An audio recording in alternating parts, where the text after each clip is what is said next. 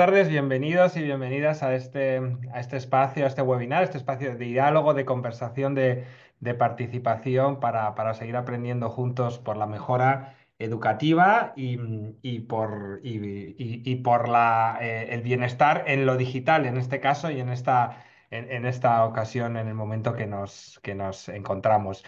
Doy las buenas tardes, pero ya tenemos entre los participantes a grandes conocidos y a grandes conocidas de Argentina y de otros países de Latinoamérica. Así que un abrazo también, Fabiana, que veo que ya estás aquí. Así que buenos días y buenas tardes desde el otro lado del Atlántico os mandamos y vamos a aprovechar muy bien la mañana, la tarde, la hora para compartir juntos y para educar por el bienestar en lo digital. Hago una pequeña introducción de un minuto de cómo hemos llegado hasta aquí y os presento a las tres maravillosas y bueno, y sabias colaboradoras y dialogantes que tenemos hoy para llevar esta mesa con nosotros. Hace solo unos meses que parece que ha llegado la primavera a España y a otros muchos lugares de Europa, y entre esa primavera, el mes de abril, hay una... hay una frase en alemán que se dice que abril es el mes que hace lo que quiere. Y es un dicho porque mañana sale el sol y al día siguiente volverán las tormentas. Y así ha pasado también en la tormenta de lo digital. Nos hemos encontrado de repente con muchas conversaciones que se venían acumulando y han terminado de generar unas precipitaciones enormes hasta que hemos llegado al momento en el que parece que estábamos trabajando por las tecnologías y por la competencia digital y de repente queremos borrar y hacer borrón y cuenta nueva. Y nos ha parecido que el diálogo por la mejora y por los estudiantes se ha perdido en medio de toda esta tempestad. Leí hasta este fin de semana una tribuna de Daniel Innerarity en El País, maravillosa, como todas las que hace, que se titula Vuelve la historia y que me parece que representa, como solo puede hacer él como filósofo, pero como sociólogo de cabecera, el momento en el que estamos, ¿no? Y el titular dice, nos encontramos en un entorno de conflicto y confusión que produce alianzas insólitas y aunque supone una oportunidad, también existe un riesgo de retroceso. Y es verdad, vuelve la historia porque vuelve la historia como nunca la habíamos pensado. Y es lo que está pasando también en educación. Llevamos como unos años queriendo ir y pensando que estábamos todos recorriendo un camino, que íbamos hacia algún sitio, que había una sensación de desarrollo y evolución, y de repente vuelve la historia, que significa vuelven los conflictos, vuelven los desencuentros, vuelven las alianzas insólitas entre enemigos o entre amigos o entre aliados que no se consideraban, ¿no? Y entonces de repente nos encontramos un camino enorme andado de familias y padres y madres preguntando en las jornadas de puertas abiertas que si la tecnología y que si tienen los niños y las niñas en los coles pizarras digitales, y 5 años después nos encontramos a las mismas familias preguntando que por qué tienen las pizarras digitales cuando no tenían que tenerlas. Nos encontramos a la prensa y a la viralización de las noticias y nosotros queríamos poner un poco o mucho sentido común, investigación y apostar por quiénes son y para quién nos debemos y son los más importantes, que son el desarrollo competencial y la mejora del proyecto vital y de la vida de nuestros estudiantes. Y para eso, para saber cómo educar en el bienestar, y entre paréntesis podemos poner digital, analógico, en el bienestar conjunto de nuestros estudiantes, poniendo un foco quizás en las herramientas, en el software y en eso que forma parte de nuestra vida, pues tenemos a tres invitadas de lujo para aclararnos qué podemos hacer bien y qué necesitamos hacer bien en cada etapa y en cada momento. Nuria Sabaté es un rostro común de Escuela 21, pero ella es maestra, es actualmente la directora de la Escuela María Fortuny de Reus, un centro educativo que es maravilloso. Nosotros, todo el equipo, alabamos su labor y el trabajo estupendo que está haciendo con un recorrido de crecimiento y de mejora, y ha sido además asesora y líder por el liderazgo digital en Cataluña, entre otras muchas acciones formativas has emprendido también como directora. Muchas gracias, Nuria, por acompañarnos y por estar aquí. Tenemos a Laura Cuesta, que es profesora de cibercomunicación y emprendimiento de la Universidad Camilo José Cela, pero además una divulgadora incansable por las familias en digital y por el buen uso de los docentes en la tecnología, con sus libros conectados y crecer con pantallas. Es un rostro común en todos los debates. Muchísimas gracias, Laura, por estar aquí. Ya si queréis ir quitando vuestros micros silenciados, que entre el ruido y las palabras. Y tenemos a María del Mar Sánchez también, que pues es doctora en pedagogía, que creo que eso es lo más importante con lo que se puede empezar. Además, después de ser pues profesora titular del Departamento de Didáctica y Organización Escolar de la Facultad de Educación de la Universidad de Murcia, pero también con un currículo enorme, sobre todo como miembro del Grupo de Investigación de Tecnología Educativa y de Desarrollo e Innovación en Tecnología Educativa de la Universidad de Murcia, pero sobre todo también una voz pues elocuente, sensata y dispuesta a compartir y a dialogar en las redes, que eso es algo que se agradece muchísimo. Así que muchas gracias, María del Mar, también por estar aquí y por Gracias a vosotros. Gracias. Y voy a empezar con una primera pregunta. Voy a ir asignando, si queréis, nombres como para responder, pero va a ser la primera para las tres y ahí vamos a tratar de estar estos 45 minutos para dar también paso al público, que ya tenemos 25 personas que se van sumando para que también puedan formular sus preguntas. Pero la primera pregunta para mí es muy sencilla, te la voy a pasar a ti, Nuria, que vienes de esta mañana de tenerla viva. ¿Qué es una buena integración o una integración con éxito de la tecnología en un centro de educación primaria? Es decir, tú vienes de tu cole con un recorrido estupendo y maravilloso. ¿Cómo se ve la foto cuando se integra bien la tecnología y hace lo que tiene que hacer? ¿Cómo es esa foto? ¿Qué se ve? ¿Qué pasa en ese escenario? Bueno, yo creo que lo que nos está funcionando y creo que es lo que funcionaría a todo el mundo es realmente cuando tú introduces la tecnología es que tenga sentido pedagógico el usar esa nueva herramienta para enriquecer ese proceso de aprendizaje de los niños y niñas. Cualquier práctica que hacemos sustituyendo una cosa que podría ser analógica y que esa tecnología no enriquece el proceso es una mala práctica. O sea, la foto sería un aula de niños, pues cuando necesitan una tablet la sacan, cuando necesitan un portátil lo usan, pero cuando no lo necesitan, esa tecnología es invisible. La tenemos a nuestro alcance, los docentes estamos formados, la sabemos utilizar y sabemos que la podemos utilizar cuando queramos, pero no es como un añadido más. Es como un lápiz, como un libro, es una cosa que cuando es necesaria se usa, pero para enseñar a un niño pequeño que es una manzana, le enseñas una manzana, no le pones en la pantalla una manzana. Sería un poco el resumen. Muchas gracias, Nuria. Laura, ¿cómo dibujas tú esa foto, ¿no? Que es en una comunidad educativa y casi te doy a elegir ya si quieres tú, porque vamos a empezar a tratar como decíamos en nuestro previo, de afinar los colores y de señalar las tonalidades, ¿no? Te voy a pedir ya que empecemos diferenciando, ¿no? ¿Cómo es una buena integración y una buena educación digital en primaria o en secundaria? ¿Cómo es esa foto? ¿Cómo luce? ¿Qué pasa cuando ves que está funcionando?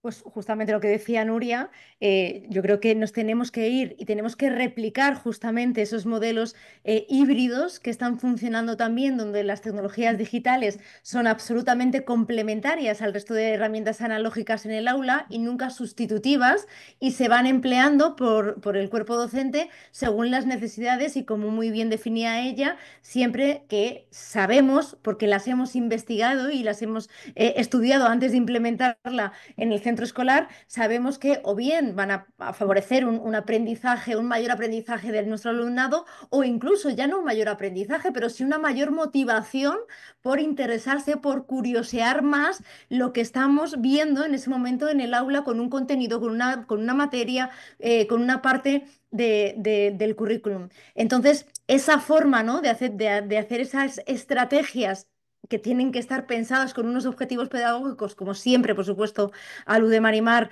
y Nuria, utilizan las herramientas de manera híbrida y de manera complementaria, lo que nos lleva a una fotografía es en la que vemos que se construyen metodologías o modelos educativos en los que precisamente, efectivamente, se están utilizando alternativamente herramientas analógicas y herramientas digitales.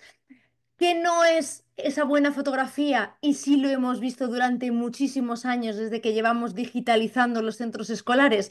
Pues lo que no es una buena implementación es cuando simplemente se han tecnificado los centros, es decir, cuando se ha dado más valor al aparato, es decir, al dispositivo en sí, al dispositivo digital, que a todo lo que realmente tendría que venir alrededor de ello, que es, por supuesto, lo más importante, que es la formación y la competencia digital del profesorado, que sea continua, que sea específica y que sea relacionada con todas las metodologías y con todas las tecnologías emergentes.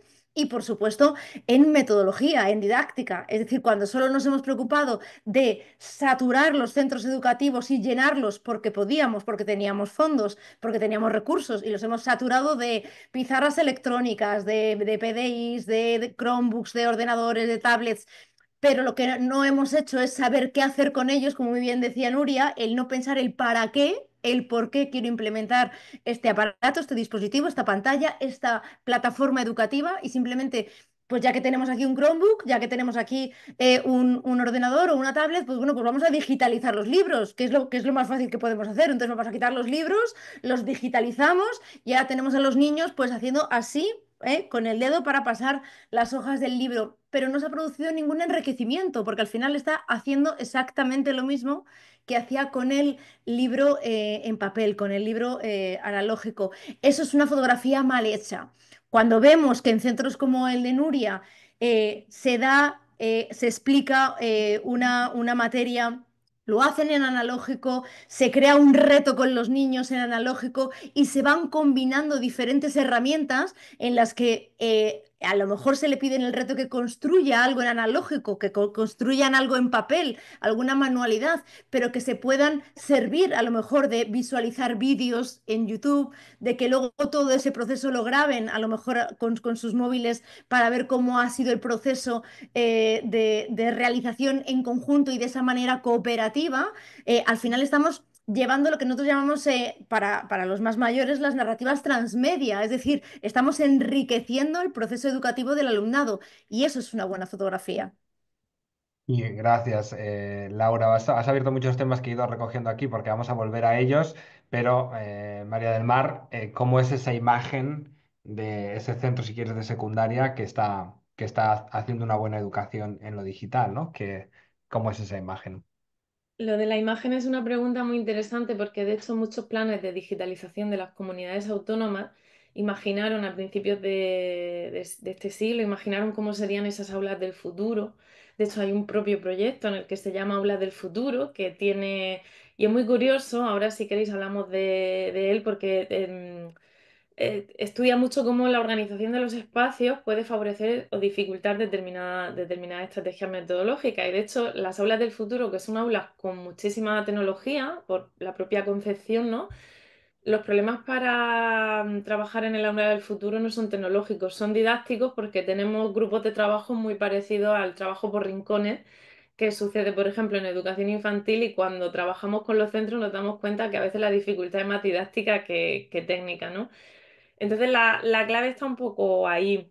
Creo que hemos olvidado en este debate, en esa foto, la foto para mí es muy clara porque la hemos tenido en el aula. En España tenemos, por ejemplo, muchísimos embajadores de Twinning, que son profesores de todas las etapas educativas que han demostrado que se podían hacer proyectos telecolaborativos desde infantil hasta la universidad, que se está trabajando ya, con aulas de otros lugares en los que la tecnología es un medio para poder comunicarnos y hacer proyectos y aprender idiomas.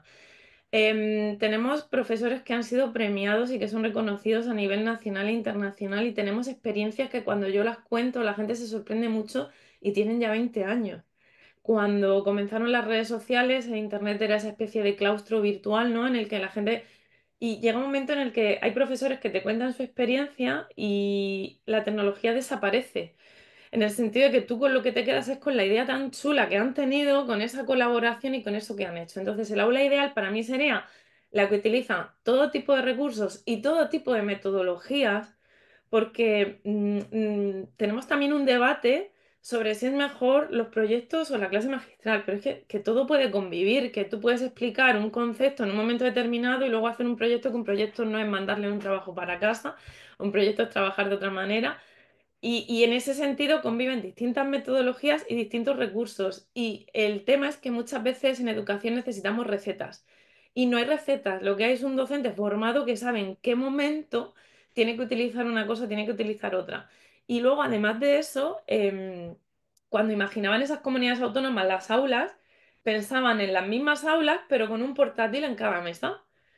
Y era muy representativa, es muy visual la imagen, porque ahí estás partiendo si tú miras cualquier aspecto de la sociedad, ha cambiado y las aulas de hoy en día no son tan distintas al aula en donde nosotros estudiamos, porque seguimos pensando que el docente, ¿no? que expone, presenta a unos estudiantes que están sentados y que escuchan. En la universidad incluso tenemos las sillas atornilladas al suelo. Entonces, es muy curioso porque para mí las aulas del futuro son aulas donde el docente puede utilizar distintas estrategias, distintas tareas y donde se realizan actividades tanto para formar en el uso seguro, que eso ha sido el gran olvidado. Hemos tenido charlas esporádicas de personal de policía, guardia civil, que está genial, pero quizás hemos olvidado un poco que formaba parte de la competencia digital el uso seguro. Y también luego el tema de que a través de cualquier asignatura, si tú coges el concepto de competencia digital de la ley, es capaz de participar en actividades que requieren el uso de herramientas virtuales, de saber buscar información en Internet, diferenciar información fiable que no es fiable. Eso se puede trabajar en lengua, en naturales, en sociales. Entonces, yo creo que la competencia digital, al ser transversal, desaparece y creo que sí que es importante retomar esos indicadores porque los tenemos en la ley y trabajar con ellos. Yo en este debate hay algo que me sorprende muchísimo y es que cuando tú explicas lo que es la competencia digital, la gente la ve bien. O sea, no hay nadie que esté en contra de enseñar a un niño o una niña que hay que buscar información en Internet, que hay que aprender a diferenciar la información que es fiable o no, que cómo desenvolverte en redes sociales, qué riesgos te puedes encontrar. Nadie está en contra de eso. Entonces, cuando tú le dices, no, no, es que esto es lo que está en la ley, entonces vamos a ver qué pasa, vamos a coger esas buenas prácticas que la hay, vamos a analizar las realidades porque hacemos unas generalizaciones tremendas cuando hay una diversidad de centros espectacular y no todos tienen, algunos les hablas de desdigitalizar y les da la risa porque ha empezado ahora a llegar la tecnología, entonces pues lo que estabas tú hablando, Alfredo, al principio, y un poco de sentido común, poco a poco, y algo que yo recomiendo mucho en tecnología educativa es investigación, acción, aprendizaje, servicio, realidades muy concretas y trabajar sobre las necesidades de esas realidades concretas, porque no hay dos centros iguales, no hay dos planes digitales de centros iguales y no hay docentes que tengan todas las mismas actitudes. Y lo que mejor funciona es trabajar con cada centro. Y yo creo que es lo que nos está faltando. Estamos haciendo una incorporación de arriba a abajo y no estamos haciéndola abajo arriba. Y con el plan Escuela 4.0 se ve, no se les está preguntando necesidades de robótica, directamente estamos comparando. Eso iba a comentar según estaba hablando Laura. Digo, bueno, todavía es importante que tengamos estos momentos de diálogo porque todavía ahora hemos llenado las aulas de pantallas, pero es que ahora llegan los robots, que ya están llegando los robots, que se están convocando. Hoy la semana pasada mismo salía ya para toda Andalucía, ha salido para Cataluña, van saliendo escalonadamente las convocatorias en las distintas comunidades autónomas. Y llegan nuevas remesas y llegan nuevas olas. Y el gran punto, y esto es para nosotros, yo creo que el motor de Escuela 21, ¿no? Como decías tú, María del Mar, para nosotros nuestro propósito es mejorar el mundo de escuela en escuela. Y entendemos que esta mejora del mundo de escuela en escuela pasa por el gran cambio del sistema educativo, que es la personalización del aprendizaje, que es lo que habéis descrito también con la idea de qué podemos hacer para que haya distintos alumnos con distintas necesidades haciendo actividades que se adecúan a sus necesidades y les van a ayudar a alcanzar los objetivos curriculares de mejores maneras, ¿no? Y para eso tenemos un elenco de herramientas muy variadas. Lo que pasa es que sí que es verdad que hay palabras, y me encanta esta propuesta también de Laura, de que hayas traído de la aula del futuro, porque es verdad que parece que la palabra futuro, cuando pensamos a qué otras palabras va asociada, parece que la palabra futuro tiene que ir asociada siempre a la palabra tecnología, y que la palabra tecnología muchas veces tiene que ir asociada a la palabra mejora. Y esto no siempre pasa así. Es decir, lo que puede pasar es que entonces asistimos a movimientos pendulares porque hacemos, como los que estamos viviendo y como los que describíamos, ¿no? Hacemos grandes incursiones sin sentido, como las descritas, que luego acaban por tener efectos reaccionarios y retroactivos hacia todas las direcciones, ¿no? Y que tiene un desarrollo equivocado, ¿no? Hace tan solo 2 días la Unión Europea decía y posicionaba como el mayor riesgo para la Unión Europea por encima de la guerra comercial y de los aranceles, la desinformación. Ahora mismo, para la Unión Europea, el principal problema, ¿no? Que decías, María del Mar, acerca de la capacidad de la veracidad de la información, cuando leemos qué es la competencia digital, nos parece maravilloso que los estudiantes y los niños y las niñas sepan entender que tengan un pensamiento crítico para entender de dónde viene una noticia y hasta qué punto pueden confiar en esos titulares, ¿no? Y para la Unión Europea es ahora mismo el mayor, porque incluye todos los otros temas, el mayor riesgo al que nos encontramos, ¿no? Pero es que Pero al hilo de corto, Alfredo, al hilo de lo que ha dicho Marimar, lo más visionario que hemos recibido en los últimos días es que tan claras están las competencias digitales del alumnado definidas en la LOMLOE, como ella muy bien ha dicho, además por ciclos, ¿no? En todas las etapas educativas y de manera transversal, en 5 bloques en cada una de las etapas educativas. Y como te decía, nos llega un documento visionario en el que se explica que esas competencias ahora se deben explicar al alumnado o se deben adquirir sin tecnología, de manera analógica. Ese es el nuevo formato que se propone ahora para que el cuerpo docente capacite al alumnado a adquirir las competencias digitales de forma analógica, o sea, con lápiz y papel. Entonces, Yo en eso tengo, cuando termine la obra es que no puedo eh, evitarlo.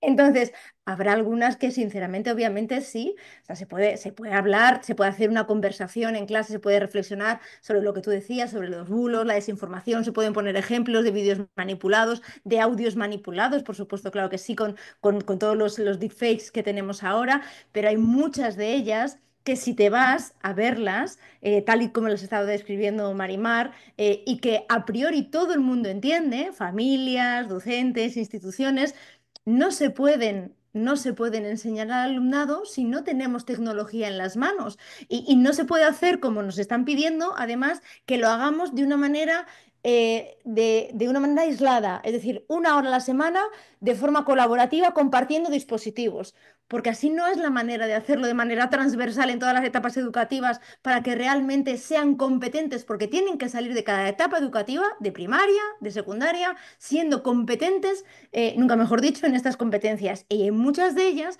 que como decía Manimar, es buscar información veraz, fiable, que no implique desinformación, bulos, pero también crear contenidos digitales, saber crear contenidos audiovisuales, saber hacer y proteger sus propios dispositivos de acuerdo a la seguridad y privacidad. Es decir, todo eso lo tienen que manejar con la propia tecnología digital. ¿Cómo lo hacemos si no tenemos las tecnologías digitales en el aula y ellos no aprenden a manejar estas tecnologías? Y ya cuando hacen esas comparaciones que son sumamente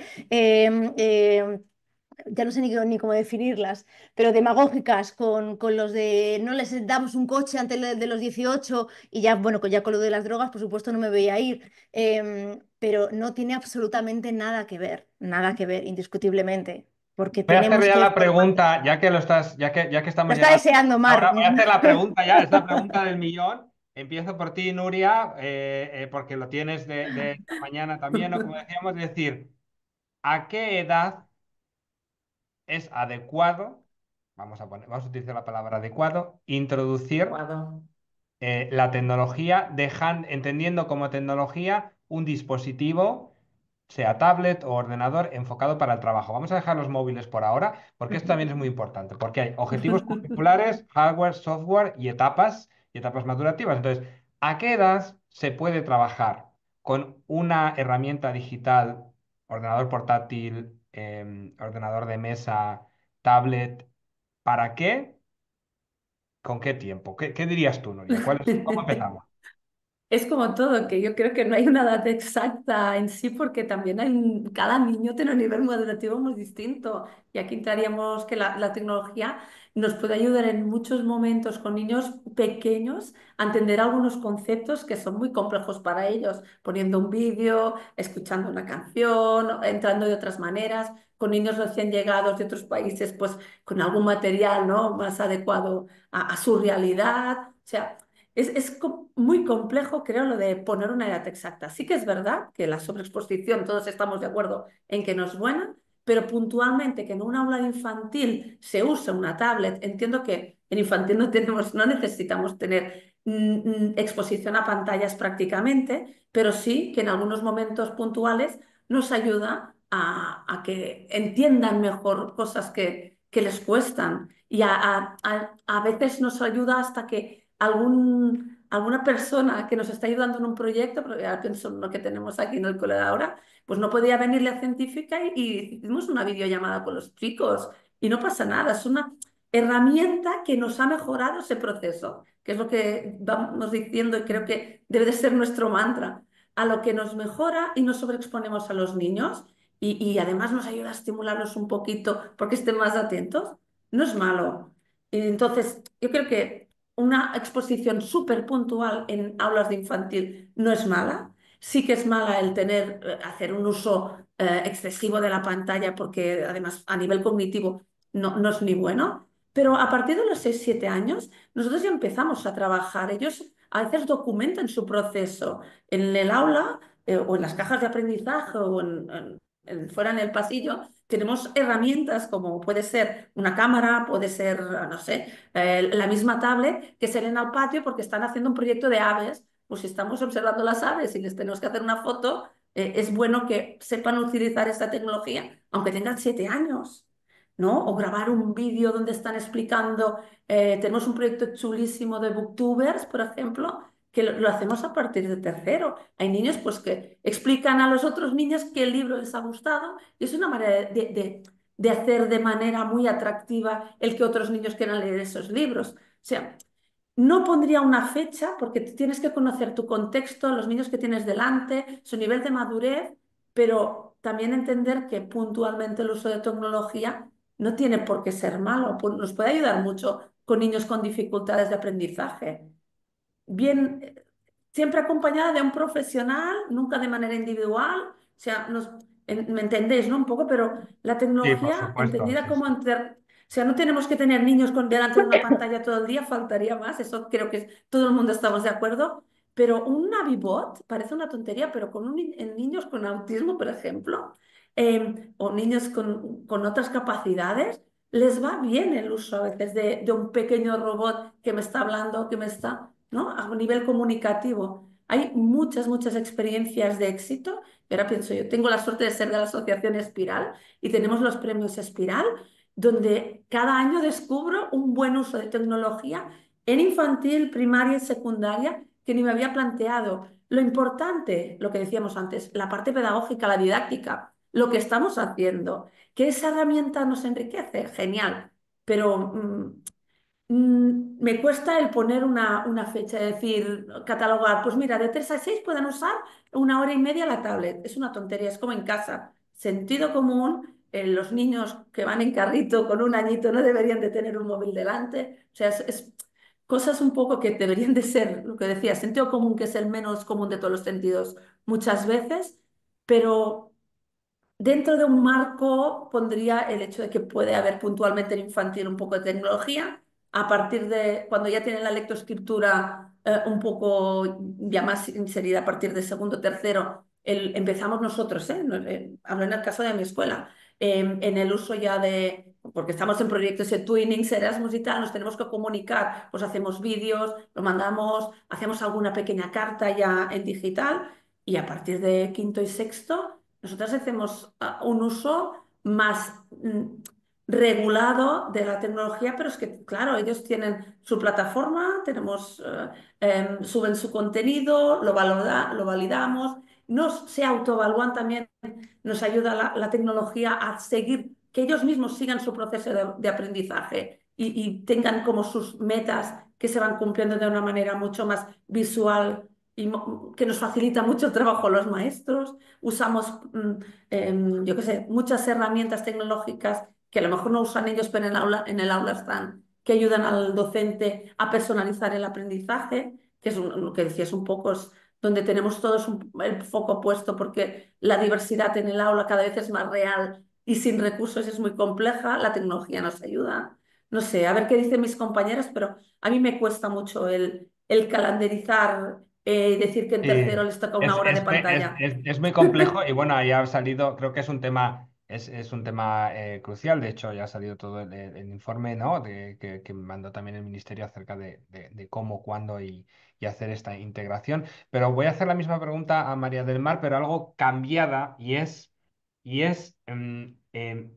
tú como miembro del grupo de investigación, ¿no? Y poniendo el foco tanto también, ¿no? en la investigación por la tecnología y por la pedagogía, ¿de qué nos tenemos que fiar a la hora de saber que estamos haciéndolo bien al integrar herramientas digitales, al integrar tecnología? Es decir, ¿cuáles serían los pilares de evidencia en los procesos de recomendación para asegurar que estamos haciendo una buena práctica o que estamos haciendo una integración de éxito y en las que nos podemos sentir de alguna forma cómodos y respaldados, ¿no? por la investigación?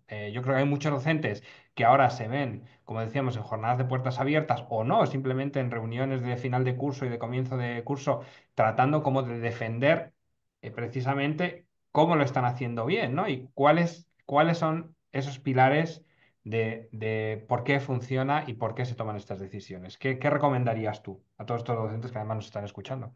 A ver, básicamente los docentes tienen que respaldarse en el currículum educativo, en la alfabetización digital. Para infantil, por ejemplo, menciona el uso de aplicaciones y herramientas digitales con distintos fines, creación, comunicación, aprendizaje y disfrute, porque yo voy a defender también, parece que nos hemos obsesionado con que todo uso de la tecnología tiene que ser para aprender, las madres específicamente nos obsesionamos con eso, no pasa nada porque se dedique un rato, un tiempo moderado, coherente al uso de la tecnología para el disfrute, siempre que el juego esté controlado, etcétera, que no sustituya ningún proceso de desarrollo básico, es decir, no poner al niño delante de una pantalla tantísimo tiempo que esté evitando que estén en el suelo desarrollando psicomotricidad fina, motora, lo que sea necesario, pero sobre todo entender que los docentes tienen formación didáctica porque hay asignaturas de tecnología educativa en la carrera que les enseñan precisamente a esto. Es que esto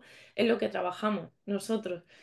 ¿Qué pasa? Que tenemos una asignatura de 6 créditos de 240 que hay en el plan de estudio. Hace falta mucha más formación que no sea de TIC, que no sea del cacharro, sino de tecnología educativa. Y tecnología educativa no es el software educativo, es cómo incorporar los medios en el aula. Entonces ahí les hablamos de que tienen que estar relacionados con los objetivos didácticos y sobre todo cuando entramos en debates de tiempo estamos obsesionados, sobre todo los que legislan y las comunidades autónomas están obsesionados con los números.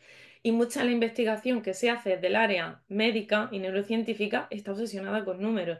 Es normal, vienen de un área en el que se investiga de una determinada manera y aporta muchísimo la investigación que se hace de esta área. Pero al igual que yo respeto muchísimo la investigación que se hace de esa área, se debería respetar mucho la investigación que se hace de la pedagogía. Y cuando se habla de competencia digital y se habla de realizarla de forma desenchufada, se están mezclando conceptos y demuestra un poquito de desconocimiento, porque se mezcla una cosa que es el aprendizaje, el pensamiento computacional desenchufado, que es una etapa previa que se recomienda en infantil para trabajar y entender cómo funcionan los ordenadores y cómo se programa, etcétera, y luego dar el paso al robot, a decir, tratar de justificar porque noto un interés específico en quitar la tecnología de infantil. Por lo que hablamos de los números, edades, en infantil se puede trabajar perfectamente la tecnología. Evidentemente, tan malo es que tratemos de... Es que es inviable, es que quien esté en un aula de infantil sabe que no hay ninguna maestra que tenga a los niños y niñas delante de un portátil de 9 a 2. Es que es inviable con estos niños y niñas. Pero también sabe que hay experiencias súper enriquecedoras de los niños programando con Scratch Junior en una pizarra digital y al igual que en un dibujo narran una vivencia que ha sucedido, en una pizarra digital programando y entendiendo que las máquinas no son mágicas y que las programan los niños y las niñas, están aprendiendo a entender cómo funciona la tecnología, a comunicarse con ella. El problema es que cuando planteamos, aquí estamos debatiendo sobre la regulación, pero yo vengo a cuestionar el marco. Es decir, ¿por qué nos dicen si uno o dos niños por ordenador, si 3 años, si 6 años? Porque se asume un marco en el que la tecnología se considera que es mala y que la pantalla de por sí es adictiva. La pantalla de por sí no es adictiva porque si no, por utilizar el Microsoft Word estaríamos todos enganchadísimos, ¿vale? Hay duda y hay debate y hay artículos a favor y en contra relacionados con determinados medios, sobre todo redes sociales, que no se usan en educación infantil, ni en educación primaria, ni en educación secundaria, ni en las escuelas, ¿vale? Entonces a lo mejor estamos culpabilizando a las escuelas de cosas que pasan fuera. Entonces, teniendo en cuenta eso, y no voy a entrar ahí porque no soy experta, pero también está muy debatido que realmente esa adicción a las redes sociales exista, ¿vale? Pero no voy a entrar ahí.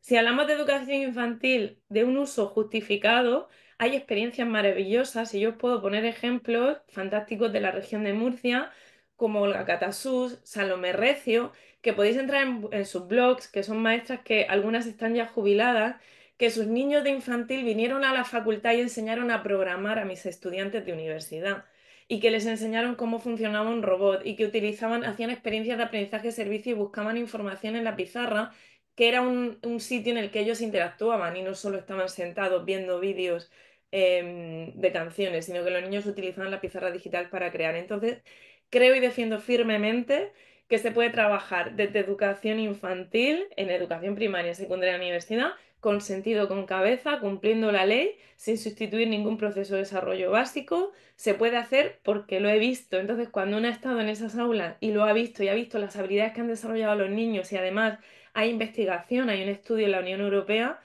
se hizo con, creo que fue de 2 a 8 años y evidenciaba que cuando los niños y las niñas reciben formación adecuada, son más conscientes de los riesgos. Incluso entienden que los juguetes no son mágicos y que alguien los ha programado.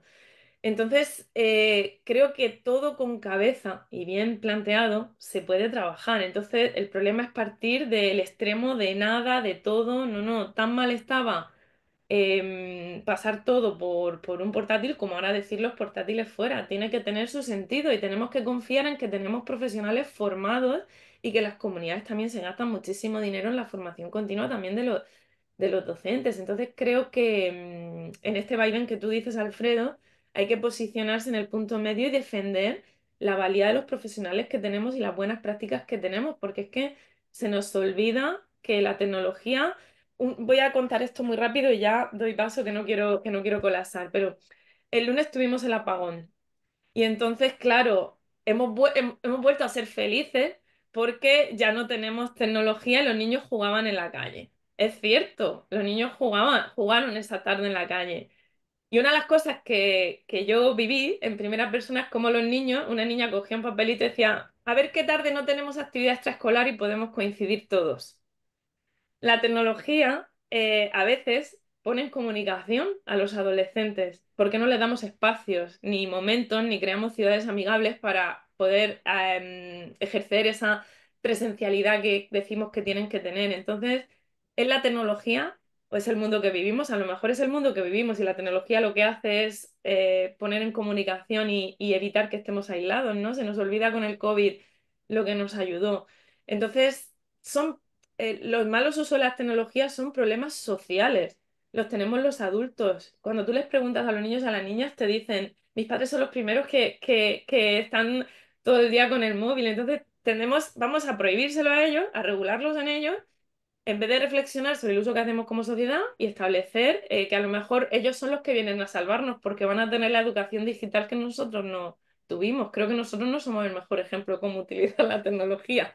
Y con esto ya termino, Además, perdón. es que de esa reflexión que es maravillosa, Mar, que justamente la viví como tú, eh, salen todos los mensajes, yo creo que radicalizados que estamos viendo en los últimos meses. O sea, el día que el famoso del apagón, que empezamos a ver por las redes sociales, esos mensajes tan románticos de por fin vemos a los niños jugando en las calles, por fin vemos a las familias volviendo a comunicarse y a dialogar.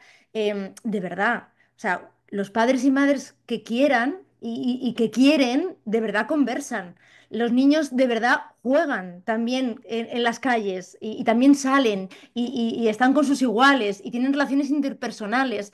Entonces, parecía de verdad que no nos estábamos dando cuenta de la gravedad en sí que fue el apagón, que causó un verdadero desastre y una vuelta atrás en cuanto a los avances reales, tecnológicos, científicos e industriales que hemos avanzado en todos los últimos años, que parece que a nadie le está importando eso, ni qué decir de todo el desastre a nivel social, de todas las personas que se quedaron incomunicadas a nivel médico, y lo bonito y lo romántico era que los niños estaban jugando en las calles y haciendo rayuelas en las aceras.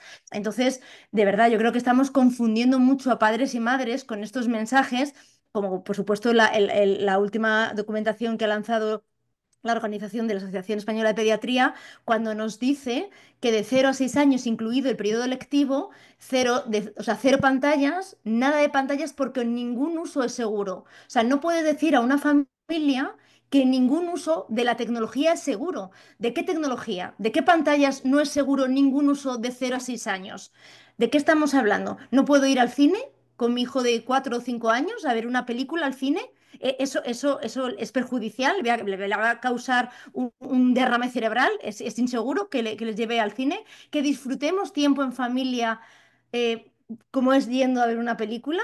Es así de radical ese discurso. De verdad no podemos hacer ninguna actividad, familias. O sea, yo, por ejemplo, nunca he sido gamer, no me gusta jugar, pero hay muchos padres y madres que siempre les ha gustado jugar en familia, además desde edades tempranas, porque es muy recomendable jugar con sus hijos y jugar en familia. De verdad, es tan dramático el jugar en familia algún videojuego específico para edades tempranas y hacerlo en familia a esas edades. De verdad tenemos que lanzar ese mensaje de no hay ningún uso seguro.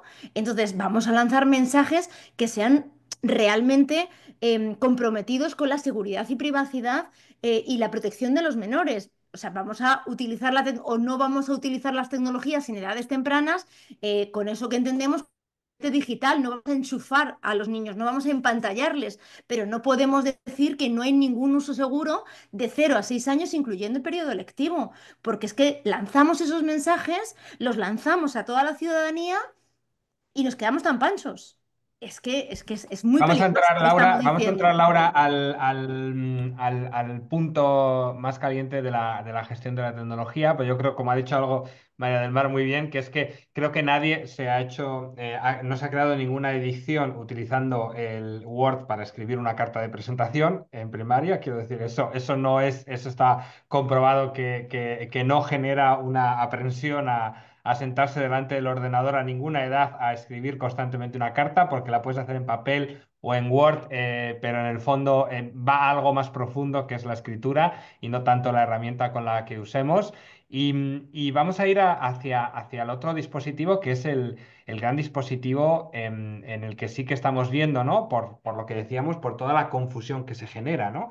Es decir, podemos utilizar una herramienta digital, una pantalla digital en educación infantil y en educación primaria con un sentido pedagógico, pero evidentemente eso es muy distinto a utilizar una aplicación de contenido en redes social con una frecuencia muy alta de cambio a una edad determinada a través de otro dispositivo que es el teléfono móvil, ¿no? Entonces, aquí sí que acercándonos hacia la edad de secundaria en la que de repente nos encontramos con que todos nuestros estudiantes y nuestros hijos tienen un teléfono móvil, ¿no? Yo aquí sí que hago la pregunta, y para ti primero, Laura, ya, que es uno de los grandes temas con los que ocupas tu Hay tiempo pasión, libre.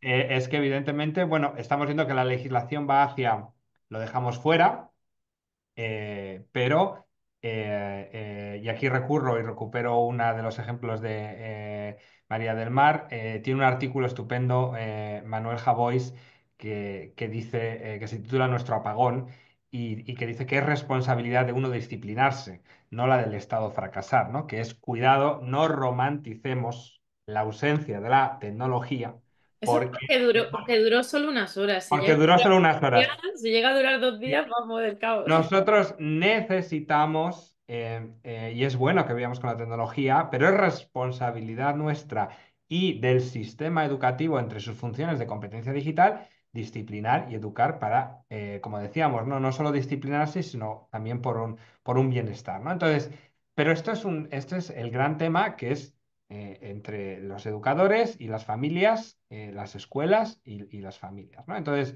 ¿dónde nos encontramos? Es decir, desde la óptica de los docentes, qué necesitan decir los docentes a las familias sobre el uso responsable de la tecnología? ¿Qué les podemos decir a las familias de secundaria sobre el uso responsable del dispositivo móvil en casa? ¿Dónde nos encontramos, Pues Laura? como efectivamente los datos que tenemos y las estadísticas y toda la evidencia efectivamente científica lo que nos dice es que ni mucho menos son los mismos riesgos que se dan en el ámbito familiar que en el ámbito escolar, porque en el ámbito escolar lo que puede haber es pues a lo mejor una mayor distracción, quizá cuando los alumnos se llevaban los dispositivos móviles personales a clase y los tenían en el bolsillo y efectivamente pues eso podía suponer una mayor distracción cuando se estaban o se utilizaban dentro del aula, podía aumentar, aunque no queda claro indiscutiblemente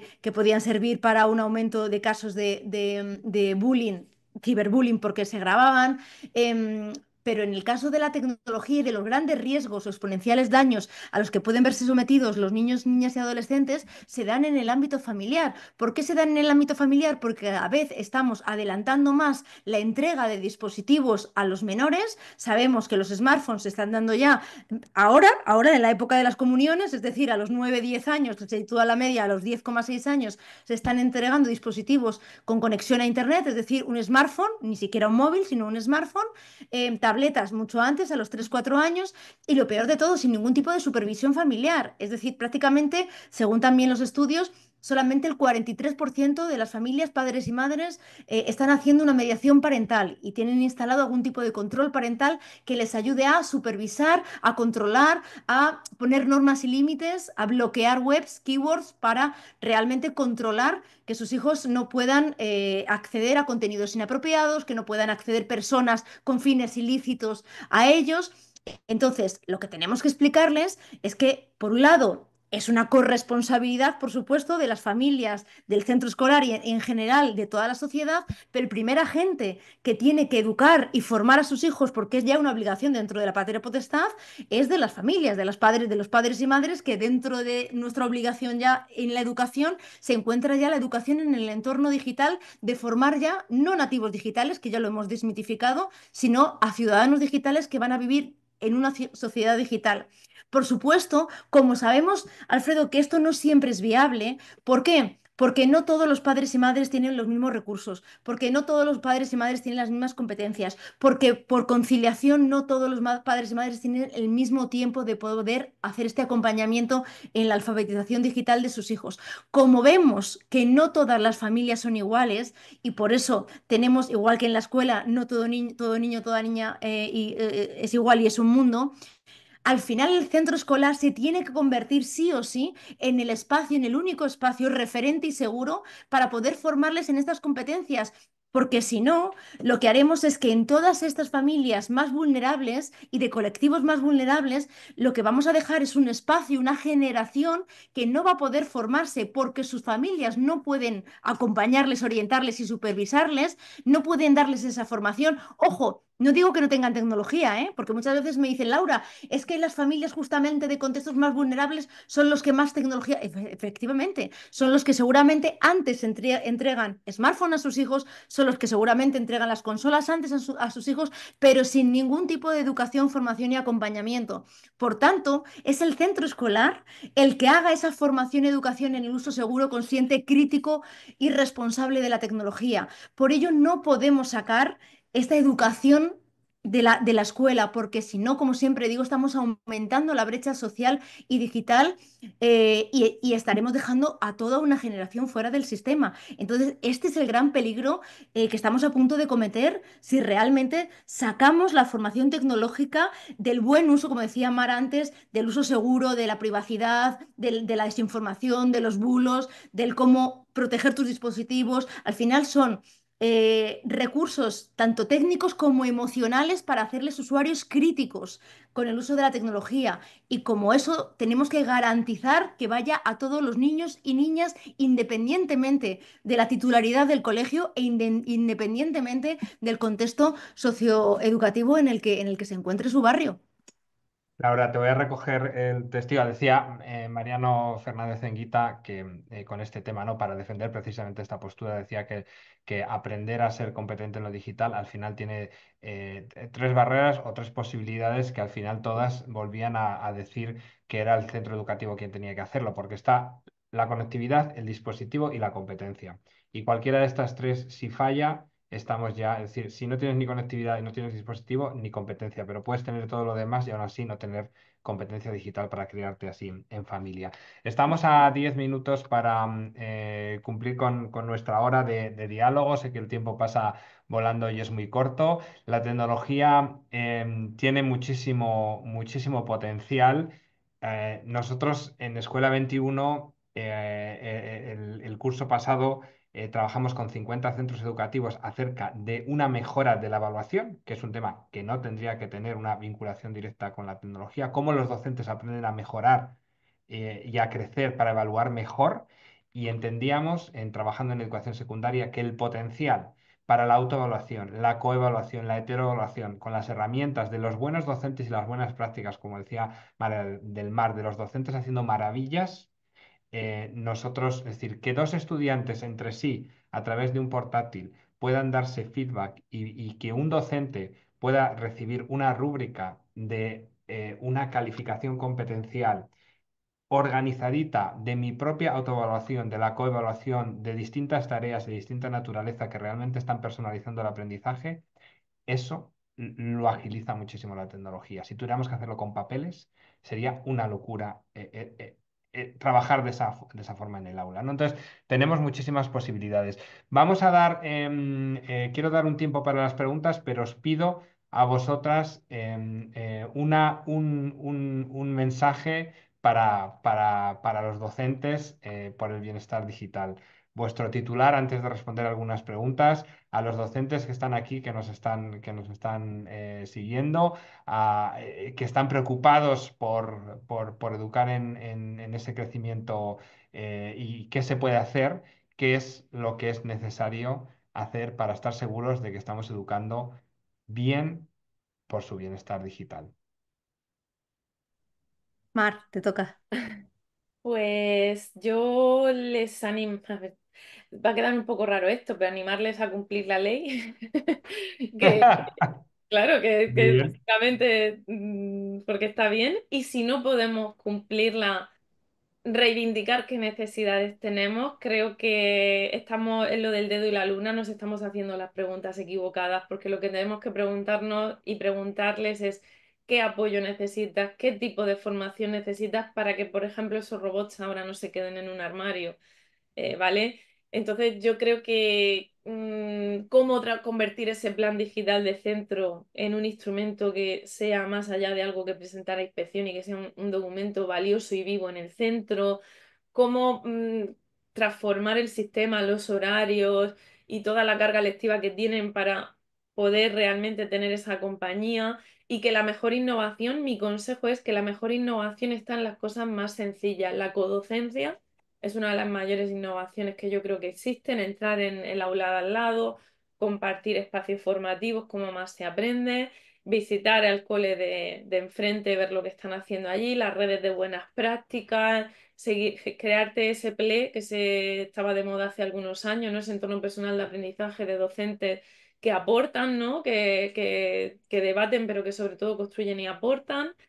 Y seguir confiando en que al final yo creo que como estos son olas, pues yo lo que espero tampoco es volver atrás, es volver a ser ilusos y considerar que ya todo de por sí, toda la tecnología va a ser buena, porque es muy curioso porque en su momento el colectivo nuestro de tecnología educativa fue muy crítico con esa incorporación irreflexiva a la tecnología y ahora nos tenemos que posicionar porque claro, no puede ser ni una cosa ni la otra, ¿no? Entonces, confiar en su trabajo, en su formación y hacer valer sobre todo su profesionalidad porque la tienen. Y si no se están haciendo algunas cosas bien, preguntarnos por qué. Yo creo que si de algo, por sacar algo positivo de todo lo que está pasando, creo que sí que hay centros que están reflexionando sobre cómo han incorporado las tecnologías en el caso en el que hayan tratado este modelo de digitalización más sustitutivo. Y eso pues es bueno, ¿no? Porque en cierto modo pues siempre reflexionar sobre cómo trabajamos está bien. El miedo es que también yo creo que esto ha dado motivos perfectos para los que no querían o no tenían ganas de actualizarse, pues les ha dado la excusa perfecta, pero como hemos dicho que tienen que cumplir la ley, pues confiemos en eso. Sobre todo crear puentes porque también creo que el sistema está aprovechando un poco los conflictos que suele haber entre familias y profes para entonces tirarnos la pelota unos a otros al tejado. Y a lo mejor lo que tenemos es que coger la pelota a los dos colectivos y mirar arriba, ¿no? Que a quien tiene los poderes, los recursos y reivindicarle qué es lo que necesitamos, porque al final todo parte de algo que no podemos olvidar que es muy lícito, que es la preocupación por el futuro de los menores en un mundo que es digital. Y esa preocupación la compartimos todos, hasta la gente que como decimos, más negacionista. No es que sean así porque quieren, sino porque están realmente preocupados. Entonces vamos a dar herramientas a todos para construir. Muy bien, gracias María del Mar. Y además yo estoy de acuerdo contigo porque si realmente la ley es mucho, mucho más innovadora de lo que nos pensamos y y cuando hablamos de ámbitos y de interdisciplinaridad y de situaciones de aprendizaje y de competencia digital, nos Sí, sí. sorprenderíamos hasta qué punto es realmente necesario lo que estamos Pero tenemos pidiendo. que preguntarnos entonces por qué estamos rellenando Excel y haciendo X como si fuera una quiniela, evaluando y haciendo cosas raras, en vez de plantearnos realmente para que veáis que las leyes cambian, pero las prácticas no. Entonces, por eso digo que nos equivocamos en las preguntas. Las preguntas es ¿por qué esta tecnología? ¿Por qué ahora? ¿Por qué no se está llevando a la práctica realmente la ley en su complejidad? ¿Es que no está bien redactada? ¿Es que se necesita más apoyo? ¿Qué papel tiene la inspección? Hay muchas cosas que no nos estamos preguntando y que creo que deberíamos preguntarnos. Nuria, ¿qué mensaje le das a tus familias, a tu comunidad y a toda la gente de la comunidad que te está escuchando ahora?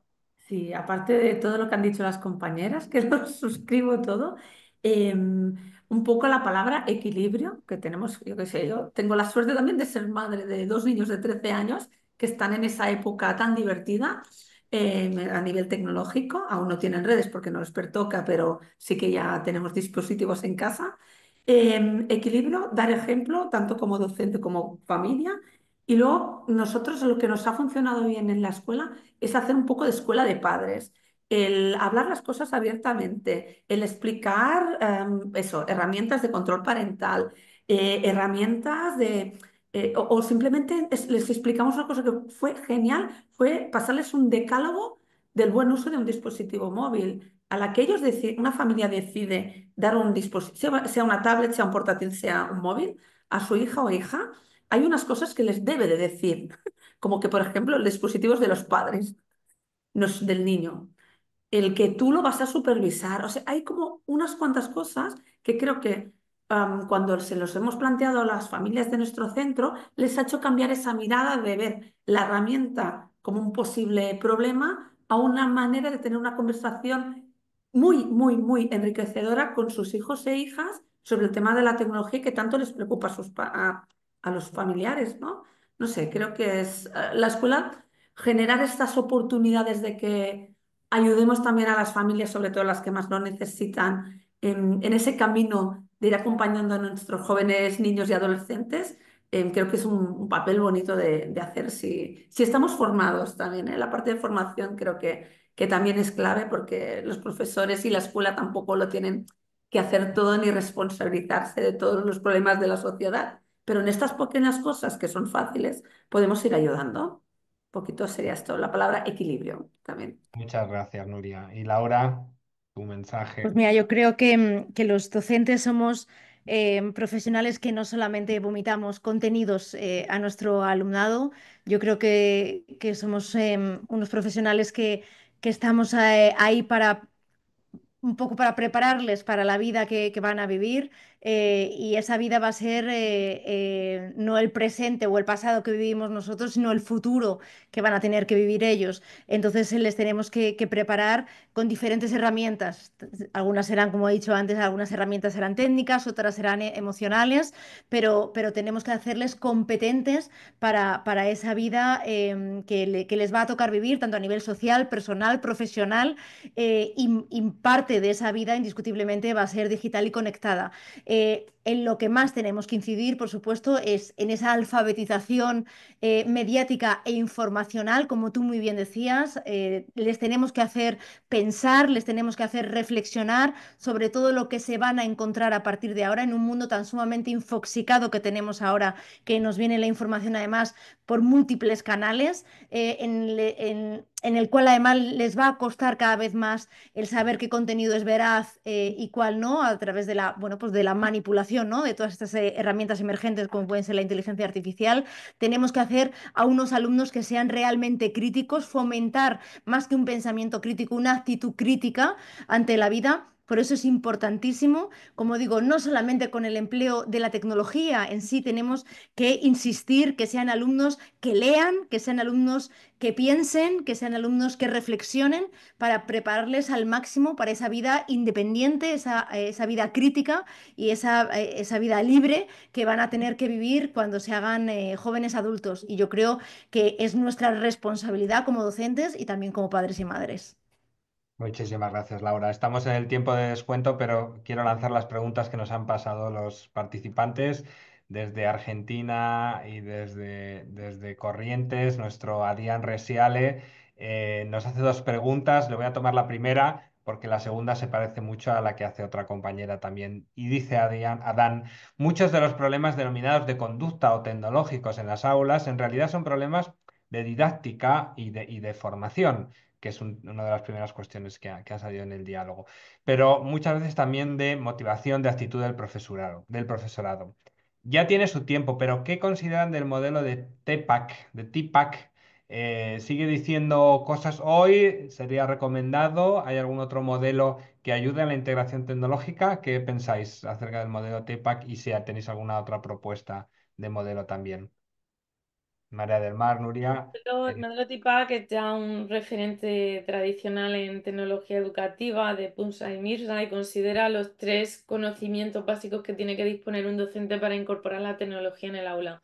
El contenido, es decir, si tú eres docente de matemáticas, tienes que saber de matemáticas, el didáctico y el tecnológico. Lo interesante es que van interaccionando, ¿no? Entonces, cuando intersecciona el contenido y la didáctica, pues tiene las didácticas específicas, que son áreas de conocimiento muy interesantes, etcétera. Hay muchos modelos, pero hay algo muy interesante que dice que creo que no hay que dejar pasar, porque sí que sabemos por la investigación que una de las cosas que más influye en la innovación y en los procesos de cambio son las actitudes docentes. Por eso creo que también equivocamos el enfoque desde el que a veces investigamos en educación.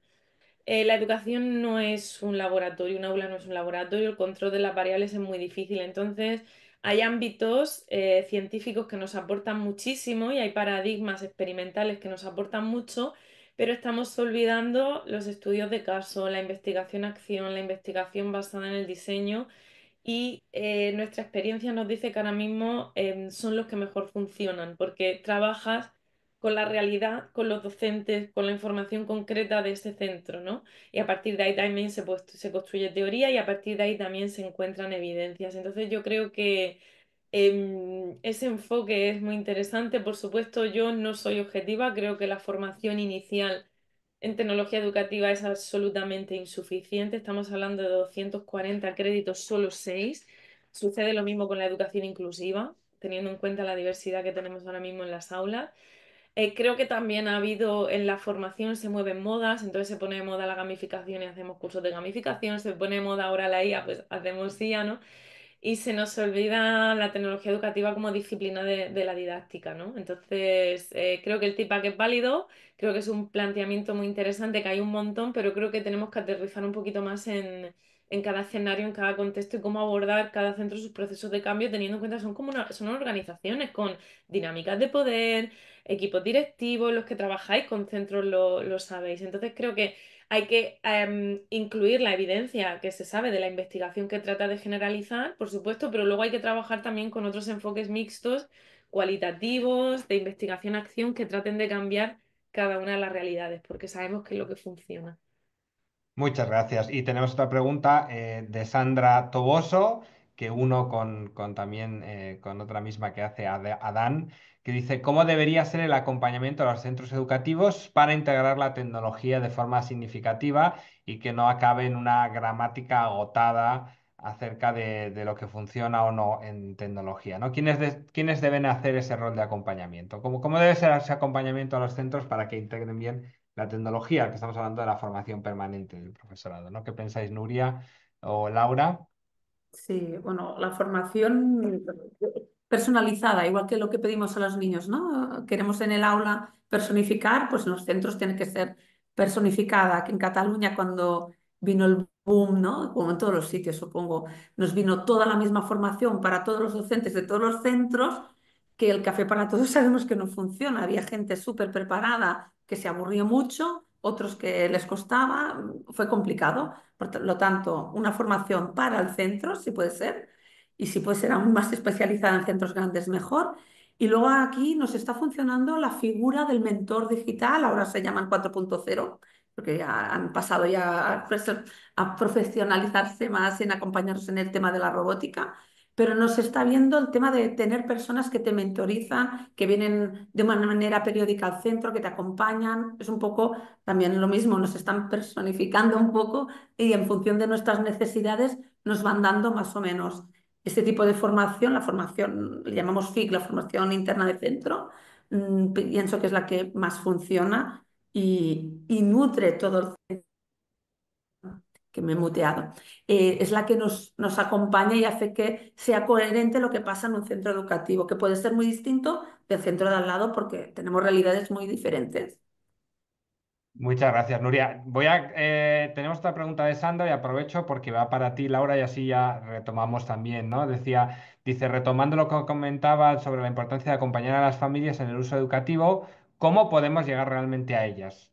¿Debería ser un rol del centro educativo, de la administración, de ambos? ¿De qué forma concreta podemos hacer un acompañamiento de las familias en la integración en ese uso de la tecnología, Laura? Pues ese es el gran reto, porque hasta ahora las fórmulas que utilizamos tradicionales no han venido funcionando siempre, que es la clásica aula de padres, en la que estamos viendo, yo doy muchísimas aulas de padres en muchos centros de muy diferente titularidad, en muy diferentes sitios además, de toda la geografía española, y lo que me encuentro es que pues acuden muy pocos padres y madres, y los que acuden, como siempre, son las personas más implicadas y no realmente las personas que lo necesitan. Entonces, el gran reto es cómo llegar a esos padres y madres precisamente de contextos más vulnerables que lo necesitan y no precisamente los que están más implicados y que más o menos se defienden en esto del entorno digital y que realmente vienen porque les gusta y, bueno, y quieren saber algo más. Entonces, quizá la propuesta que hace Nuria en su centro,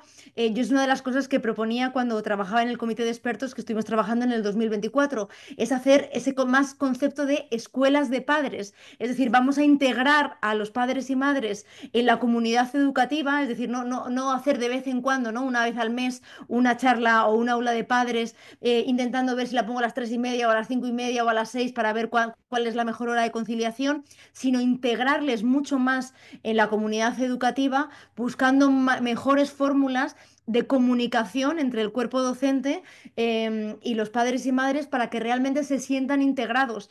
Y esa podría ser una fórmula por la que a lo mejor padres y madres que no pueden por horarios laborales, por conciliación, por X motivos venir al centro físico muchas veces a recibir formación, podrían recibirla de otra manera y podrían buscar ayuda a resolver sus dudas de otra manera. Hubo un cole, me acuerdo que me gustó mucho la fórmula, que aparte de todos los micrófonos que me ponen cuando ir a algún aula, me dijeron, ¿te podemos poner otro micrófono más? Porque queremos pasar tu aula a podcast, porque hay muchos padres que no pueden venir, les resulta dificilísimo visualizar un vídeo porque no tienen tiempo para sentarse tampoco a ver un vídeo de 2 horas de un aula, pero les es mucho más fácil ponerse el podcast cuando van en el autobús de camino al trabajo, en el metro, y poder ir escuchando a lo mejor un aula de padres. Y dije, es este tipo de ideas, en pensar cómo puedo yo ayudar a un padre o una madre que realmente tiene unas dudas, que necesita una orientación, cómo podemos ayudarle para llegar a él desde el centro educativo. Entonces, pensar en nuevas fórmulas creo que es la manera de poder afianzar, porque al final no puede haber una gran disonancia entre el centro educativo y la familia. Cuando un alumno ve una gran disonancia entre la formación y educación que está recibiendo en la escuela y lo que está recibiendo o no está recibiendo en la familia, es cuando realmente ese alumno se encuentra pues con un problema al final de conceptos. Muchas gracias, Laura. Muchas gracias a las tres. Muchas gracias, Nuria. Muchas gracias, María del Mar. Muchísimas gracias, Laura. Cerramos este diálogo, esta conversación, eh, esperando contribuir con todo lo que está ocurriendo ahora mismo por entender las tonalidades y los colores. Y recupero estas últimas preguntas que tienen que ver con el acompañamiento y con la palabra clave, que yo creo que la palabra clave no es tanto formación, sino aprendizaje. Nosotros en Escuela 21, yo creo que lo que nos define y por lo que estamos aquí con vosotras es porque somos eternos aprendices, queremos trabajar y seguir aprendiendo y nos ponemos a vuestra disposición, todos los que nos estéis escuchando, los coles que quieren trabajar, por seguir creciendo, por seguir acompañando, por seguir buscando nuevas formas, otras formas de estar en podcast, en roles de mentores y en otras maneras, estamos a vuestra disposición y así lo estamos haciendo con muchísimos colegios y con muchísimas instituciones educativas para seguir creciendo y buscar la mejora y el crecimiento de los estudiantes. Así que muchas gracias, un abrazo muy grande, muchísimas gracias a las tres. Quedamos conectados y iremos publicando en todas las redes, en Escuela 21 ORG, en Instagram, en YouTube, en nuestra página web, todas las conclusiones y los puntos de conversación más interesantes de todo lo compartido. Muchísimas gracias y Gracias, gracias a vosotros. quedamos conectados. Adiós. Un saludo muy grande. Chao, chao. Chao. Adiós.